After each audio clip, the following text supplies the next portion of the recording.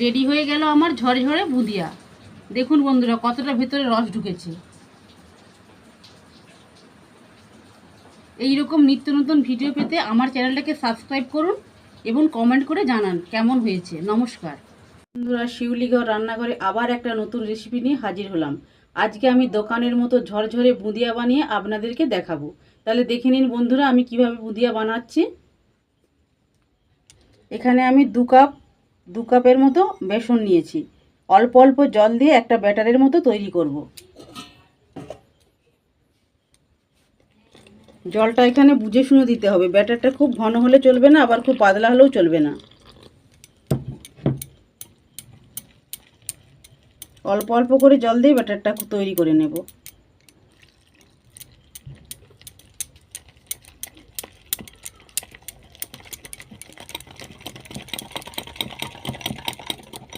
আর একটু জল দেব।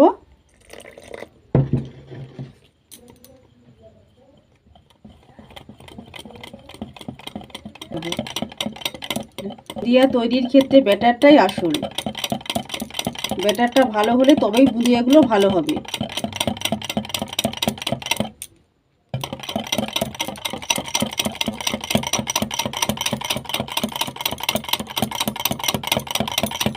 আমার ব্যাটারটা রেডি হয়ে গিয়েছে। এইবার বুঁদিয়া করে ভেজে নেব।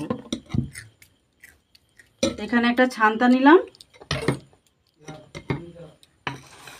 এক হাতা দিয়ে দেব। দেখেছেন বন্ধুরা কত সুন্দর পড়ছে।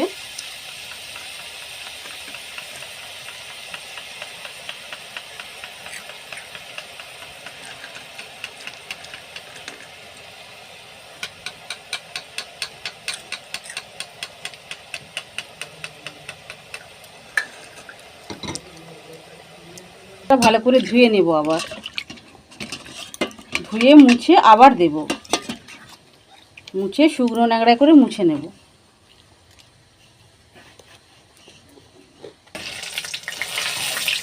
এগুলো ভাজা হয়ে গিয়েছে, এবার তুলে নেব।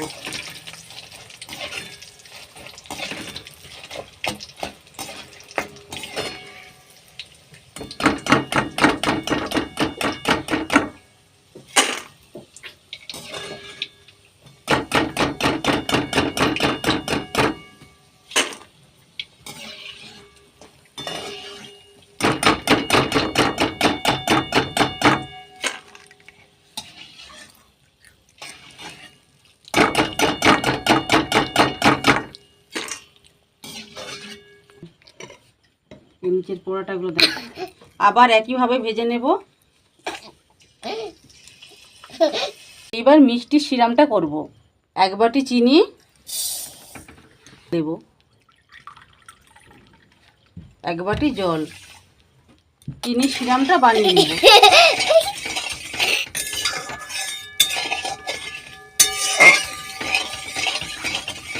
দুটো এলাচের মুখ ফাটিয়ে দিয়ে দিলাম।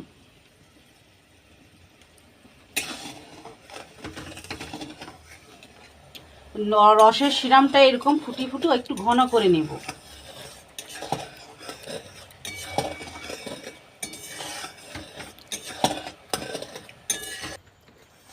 আমি রসের সিরামটা অনেকটা ঘন করে নিয়েছি।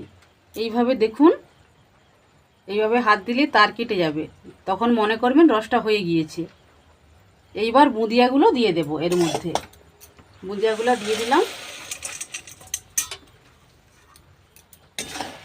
একটু নাড়াচাড়া করে 15 মিনিট ঢাকা দিয়ে রেখে দেব। এতে করে বুঁদিয়ার ভেতরে রসটা খুব ভালো মতো ঢুকে যাবে।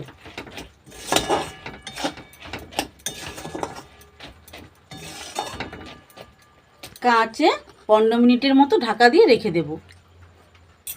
বন্ধুরা 15 মিনিট পরে ফিরে এলাম। ঢাকনা খুলে আপনাদেরকে দেখিয়ে দেবো কতটা ঝরঝরে হয়েছে। দেখুন বন্ধুরা একদম দোকানের মতো ঝরঝরে বুঁদিয়া।